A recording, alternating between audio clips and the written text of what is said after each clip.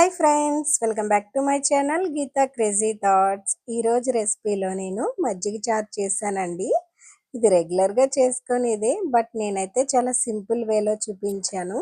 మనం ఇంట్లో కర్రీ చేయడానికి అసలు ఏం కాయగూరలు లేనప్పుడు, అసలు కర్రీ చేసే ఓపికే లేనప్పుడైతే ఈ మజ్జిగ చారు చేయండి. చాలా సింపుల్గా అయిపోతుంది, అలాగే కడుపుకు కూడా చల్లగా ఉంటుంది.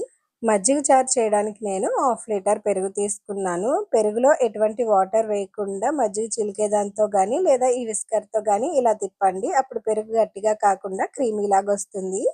క్రీమీలాగా వచ్చిన తర్వాత వాటర్ వేసుకోవాలి.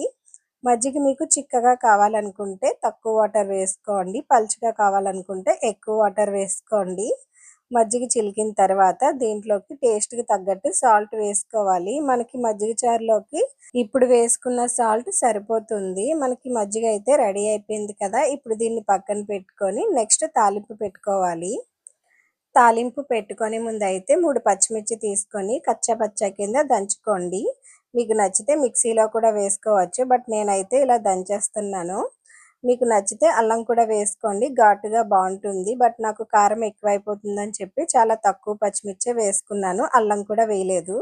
ఇప్పుడు దంచుకున్న పచ్చిమిర్చిని పక్కన పెట్టుకున్న తర్వాత స్టవ్ పైన ప్యాన్ పెట్టుకొని 1 టేబుల్ స్పూన్ ఆయిల్ వేసుకున్న తర్వాత అది హీట్ అయ్యాక 1/2 టేబుల్ స్పూన్ ఆవాలు, 1/2 టేబుల్ స్పూన్ జీలకర్ర, 1/2 టేబుల్ స్పూన్ సాయమినపప్పు, 1/2 టేబుల్ స్పూన్ పచ్చిశనగపప్పు వేసుకొని అది కొద్దిగా ఫ్రై అయిన తర్వాత మనం దంచి పెట్టుకున్న పచ్చిమిర్చిని కూడా వేసుకోవాలి. మీకు అల్లం నచ్చితే కనుక అల్లం కూడా ముక్కల కింద కట్ చేసుకొని వేసుకోండి. తర్వాత ఎండుమిర్చి కూడా వేసుకొని మొత్తం అంతా లైట్గా ఫ్రై అయిన తర్వాత ఇప్పుడు దీంట్లోకి కరివేపాకు కూడా వేసుకోండి. కరివేపాకు క్రిస్పీగా ఫ్రై అయిన తర్వాత ఉల్లిపాయలు సన్నగా కట్ చేసుకొని ఇలా వేసుకోవాలి. తర్వాత కొద్దిగా పసుపు కూడా వేసుకోవాలి. మనం పసుపు అయితే కొంచెం ఎక్కువ వేసుకోండి, అప్పుడు కలర్ అనేది బాగుంటుంది. నేనైతే కొంచెమే వేసాను.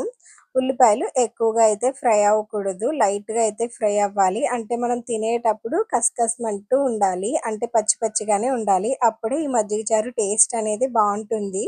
ఈ మజ్జిగ చారులోకి ఉల్లిపాయలు ఎక్కువ ఫ్రై అయితే అస్సలు బాగోదు. మీకు నచ్చితే టమాటాలు కూడా వేసుకోండి. ఇప్పుడు స్టవ్ ఆఫ్ చేసిన తర్వాత తాలింపు అనేది కొద్దిగా చల్లారాలి, అప్పుడే మనం మజ్జిగ వేసుకోవాలి. వేడిగా ఉన్నప్పుడే వేసుకున్నాము అంటే మనకి పెరుగు అనేది అది మజ్జిగ అనేది ఇరిగిపోయినట్టు అనిపిస్తుంది, టేస్ట్ కూడా అస్సలు బాగోదు. నాకు మజ్జిగ కొంచెం చిక్కగా అనిపించింది, అందుకే మళ్ళీ కొద్దిగా వాటర్ అనేది యాడ్ చేశాను. మజ్జిగ చారు అయితే చాలా సింపుల్గా రెడీ అయిపోయింది. మీకు నచ్చితే ఇందులో కొత్తిమీర కూడా వేసుకోండి, టేస్ట్ బాగుంటుంది.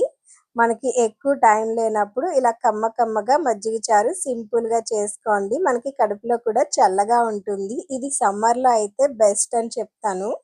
నా వీడియో మీకు యూజ్ అయినట్టు అనిపిస్తే కనుక ఒక లైక్ చేయండి. అలాగే నెక్స్ట్ మీకు ఏ రెసిపీ కావాలో కూడా కింద కామెంట్ చేయండి. అలాగే నా ఛానల్ని సబ్స్క్రైబ్ చేసుకోవచ్చు కదా.